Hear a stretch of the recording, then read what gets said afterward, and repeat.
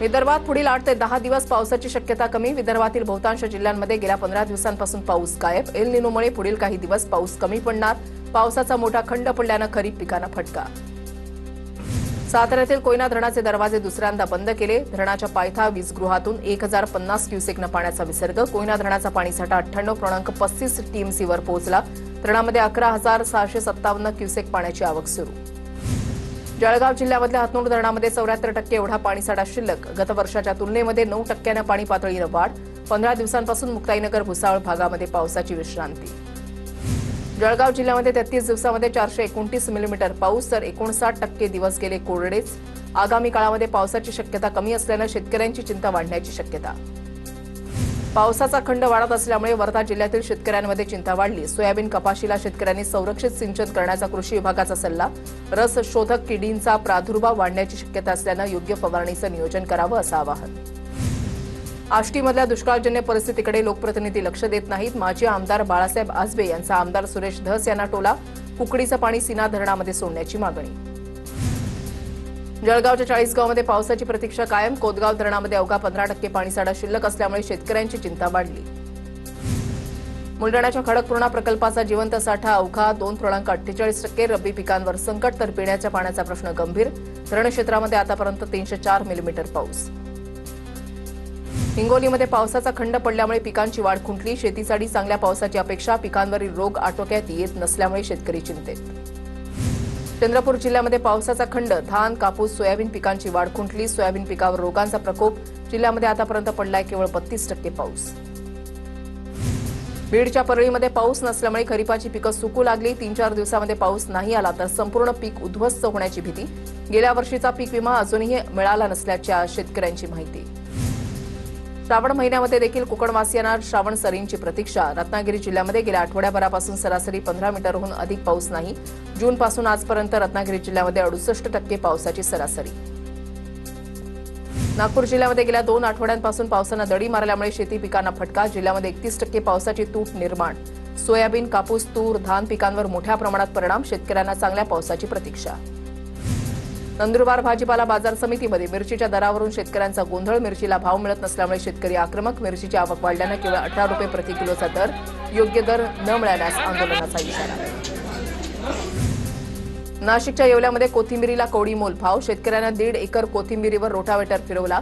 कोथिंबिरीची जोडी शेतकऱ्यांना अवघ्या 1 रुपयाला विकावी लागते। वाशिम कृषी उत्पन्न बाजार समितीमध्ये ओटे मोकळे करण्याची मोहीम सुरू। शेतकऱ्यांना आपला शेतमाल ओट्यांवर सुरक्षित ठेवता येणार। नाशकात रस्त्यावरील खड्ड्यांची पाहणी करताना नगरसेवकाच्या पायाला मोठी दुखापत। भाजप नगरसेवक अमोल पाटील व्हीलचेअरवर नाशिकच्या महासभेत दाखल। नंदुरबारच्या नवापूरमधील चिंचपाडा गावात बस चिखलामध्ये फसल्यामुळे विद्यार्थ्यांचे हाल। बस चिखलात अडकल्यामुळे विद्यार्थ्यांसह प्रवाशांचे मोठे हाल। रस्त्याची तातडीनं दुरुस्ती करण्याची विद्यार्थ्यांची मागणी। रिषभ पाटोळे अपघाती मृत्यू प्रकरणी बावधन पोलीस कारवाईच्या तयारीत। महापालिका आणि पीएमआरडीच्या अधिकाऱ्यांवर गुन्हा दाखल होण्याची शक्यता। पुणे मनपा आणि पीएमआरडीच्या वादामुळे रस्ता बंद असल्याचं चौकशीमध्ये समोर। साताऱ्याच्या महाबळेश्वरमधील रस्त्यांची अक्षरशः चाळण। प्रशासनानं दुर्लक्ष केल्यामुळे प्रमुख मार्गांवर मोठे खड्डे। स्थानिकांनी पुढाकार घेऊन रस्ते बुजवण्यास सुरुवात केली।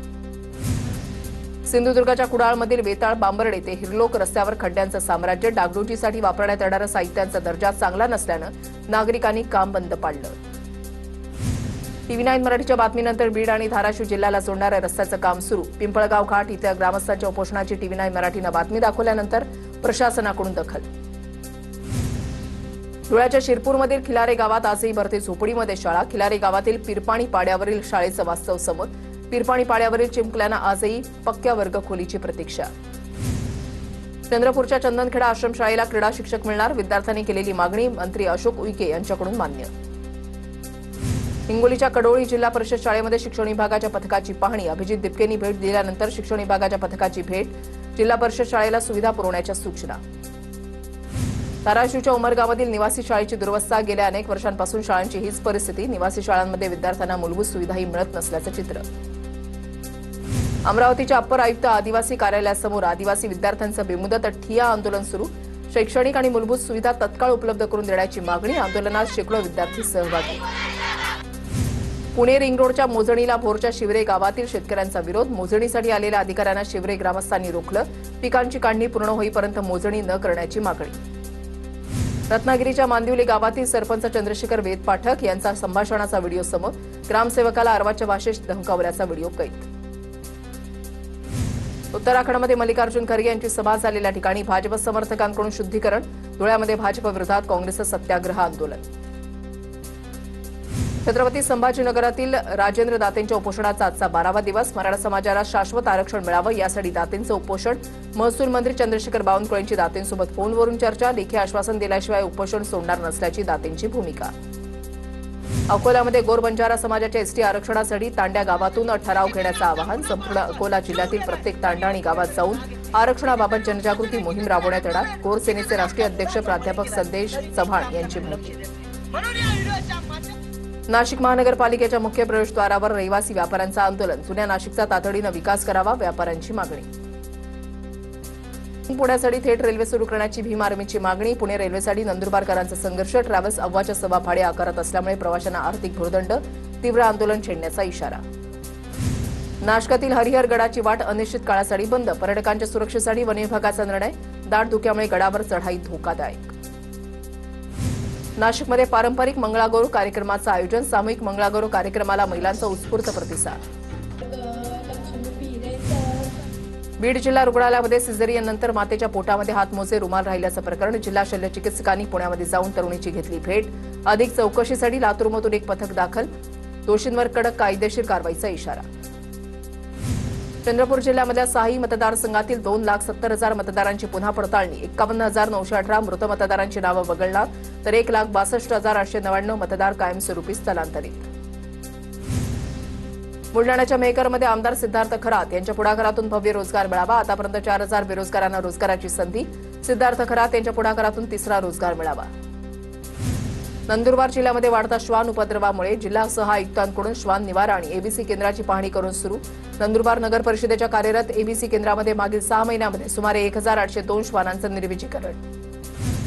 नाशिक जिल्ह्यामधल्या दुर्गम भागामध्ये ड्रोनद्वारे वैद्यकीय सेवा पुरवण्याची चाचणी सुरू. आदिवासी पाड्यांपर्यंत ड्रोनद्वारे वैद्यकीय सेवा पोहोचवण्याच्या हालचाली. अतिवृष्टी, रस्ते नसल्यानं दुर्गम भागात अडचणी. ड्रोन संचालनासाठी आयआयटी मुंबईकडून प्रशिक्षणाला सुरुवात. जळगावमधील रिधुलवाडा परिसरामध्ये बोगस डॉक्टरला पोलिसांकडून अटक. भरत सुभाष कुंभार असं अटक करण्यात आलेल्या बोगस डॉक्टरचं नाव. प्रोबेशनरी पोलीस उपअधीक्षक सह्याद्री बिर्ले यांच्यासह शनीपेठ पोलिसांची कारवाई. अकोला रेल्वे स्टेशनवर पोलिसांची मॉक ड्रिल. आगामी सण उत्सवाच्या पार्श्वभूमीवर पोलिसांकडून मॉक ड्रिल. अकोला रेल्वे स्टेशनवरील रेल्वे बोगीमध्ये एका बॅगेमध्ये बॉम्ब असल्याची माहिती. रेल्वे स्थानकावरील प्रवाशांमध्ये काही काळ भीतीचं वातावरण. शेतातील विहिरीची सातबारावर नोंद घेण्यासाठी 500 रुपयांची लाच घेतली. महिला ग्राम महसूल अधिकारी लाचलुचपत प्रतिबंधक विभागाच्या जाळ्यात. कळमनुरी तालुक्यामधल्या फुटाणा शिवारातली घटना. सुवर्णमाला शिरसाट असं तलाठ्याचं नाव. बुलडाण्याच्या अंढेरा फाट्यावर अवैध रेती तपासणीसाठी वाहनं थांबवल्यानं माफियांची गुंडगिरी. वाहन थांबवल्यानं तहसीलदारांच्या वाहनाला टिप्परनं धडक दिली. रेतीचं वाहन पळून नेत तहसीलदारांना उडवून टाकण्याची धमकी. तहसीलदारांसह 4 जण थोडक्यात बचावले. जळगावच्या मुक्ताईनगरमध्ये सहाय्य निबंधक सहकारी कार्यालयामध्ये राडा. जिल्हा बँकेच्या संचालक सदस्य निवडीच्या ठरावावरून राडा. खोट्या सह्या करून ठराव पारित केला जात असल्याचा आरोप. अधिकारी एका राजकीय नेत्याच्या फार्म हाऊसवर गेल्याचा आरोप. खडसेंचे पीएस योगेश कोलतेंवर आमदार चंद्रकांत पाटील भडकले.